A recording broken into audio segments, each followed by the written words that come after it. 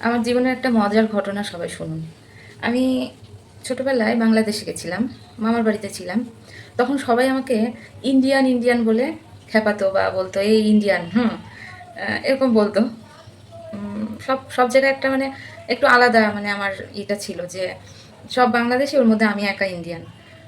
তো সব এরকম মামা, মাসিরা আরও অনেকে আছেন বলতো যে, "এই ইন্ডিয়ান।" আবার অনেক কয় বছর পরে এই দেশে যখন এসেছি, তখন সবাই বলতো বাংলাদেশি। এ বাংলাদেশি মেয়ে। হ্যাঁ, আসলে আমার জন্ম এদেশেই, কিন্তু মামা বাড়িতে ছিলাম বাংলাদেশে। এবার যখন মামা বাড়ি ছিলাম তখন শুনতে হতো ইন্ডিয়ান, আর যখন ইন্ডিয়ায় এসেছি তখন শুনতে হতো এ বাংলাদেশি মেয়ে। এ বাংলাদেশি। মানে ২ দিকেই আমার এইভাবে কথা শুনতে হয়েছে। বেশ মজাই লাগতো ব্যাপারটা।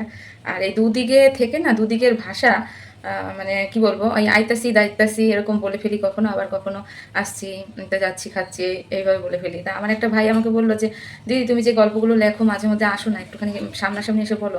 তা না আমি না মানে ভয়তে, ভয়তে থাকি যে কখন কি বলে ফেলি। আমি একবার ও দেশের ভাষা ছেড়ে ফেলবো হয়তো, আবার এই দেশের ভাষা ছেড়ে ফেলবো। তা আমি যদি সত্যি একটু চেষ্টা করব, তো আপনারা কিছু আমারে মনে কইরেন না। আমারে ক্ষমা কইরা দিয়েন।